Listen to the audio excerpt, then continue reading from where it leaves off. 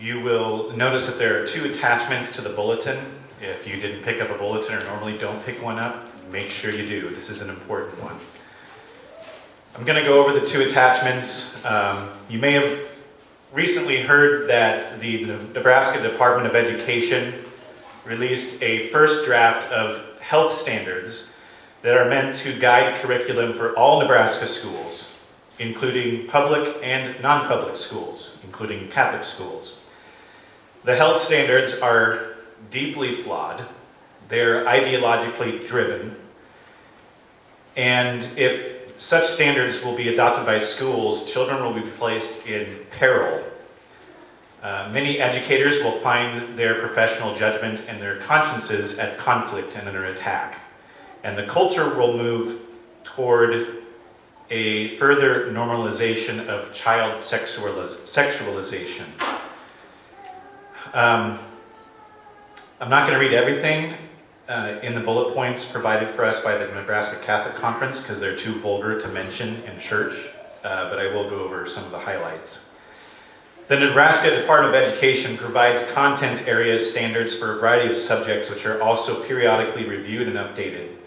These standards are the building blocks for curriculum in schools, and it is assumed that they will be used to form the content of the teaching in the classroom, units, lessons, and activities. While not mandatory for any school, state standards heavily influence classroom learning. The Nebraska Department of Education's new health standards are the first ever standards proposed. The initial draft that has been presented is the first step in a longer process of revisions. A final draft will be considered for acceptance by the Nebraska State Board of Education in the fall of 2021. While there is good things in these standards, there is a lot of concerning issues that have been worked into this regarding marriage, family, and human sexuality.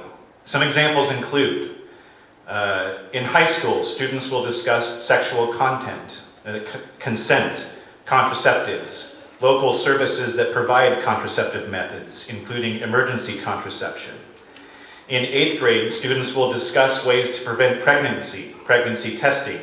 They will discuss sexual consent and agency, and discuss and describe various isms, including racism, sexism, and heterosexism. 7th grade, I'm not going to read it, it's too vulgar. In 6th grade, students will define and explain the differences between cisgender, transgender, gender non-binary, gender expansive, and gender identity. Define sexual identity and explain a range of identities related to sexual orientation. For example, heterosexual, bisexual, lesbian, gay, queer, two-spirit, asexual, and pansexual. In 5th grade, students will explain what gender expression and gender identity exists, and they exist along a spectrum. In 4th grade, students will distinguish between sex assigned at birth and gender identity, and explain how they may or may not differ. In 3rd grade, students will define sexual orientation. They will identify trusted adults whom students can ask questions about gender identity and sexual orientation. In 1st grade, students will define gender, gender identity, and gender role stereotypes. 1st grade. And in kindergarten, students will discuss genitalia. Some things that are not in these new standards. It doesn't talk about the role of the parent as the primary educator of their children, especially on matters of human sexuality. It fails to include how the scourge of pornography leads to sexual objectification and addiction, and the creation of shame and depression and sexual dysfunction. It doesn't include anything about healthy internet and social media behaviors.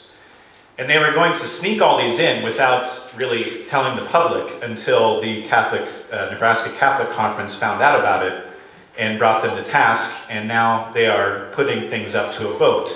A vote that will be held on Good Friday, April 2nd of this week. Now, the second page that's attached to the bulletin is a list of resources for you. Your state local board member address and email address is there.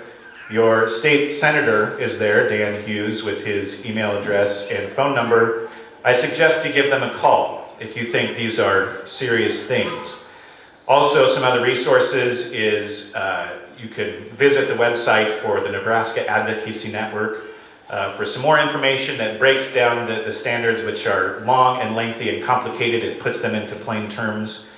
There is an informative article in the March 19th edition of the Southern Nebraska Register under the Catholic Conference column written by Jeremy Eckler that you should read. It's entitled Attacking the Theology of the Body. Please become informed on this as much as possible as you can this week. You know, all the beginning of Lent, I sort of went on a rant. And I talked about how we will likely face persecutions as Catholics in the near future based off of our beliefs about sexuality and family and the human person. And some of you probably thought I was exaggerating or blowing things out of proportion or being dramatic. And some of you probably thought, well, that might happen in New York or California, but never in Nebraska. Well, what do we think about that now? This is, in my mind, a concerted effort against Christians, because non-Christians will believe this stuff without having been taught it. This is a concerted effort to root out Christian thought in our society. Now, to be clear, I'm not saying that Catholic theology should be taught in our schools either. I'm saying that no ideology should be taught in our schools, and that is what the Constitution of the United States says. And these proposed guidelines very clearly favor a social and political ideology. These proposed guidelines are not based on science. There is no evidence. There has been no scientific study ever that linked things like transgenderism to genetics or anything based in science. It's a psychological issue, and that is a scientific issue, but a psychological issue that must be addressed in a person-by-person basis. This agenda will result in the sexualization of your children at a younger and younger age. Do you want some adult person talking to your 6-year-old about genitalia? Because this is where we're headed. And most certainly, if we do nothing, this is where we're headed. Parents, you are the primary educators of your children.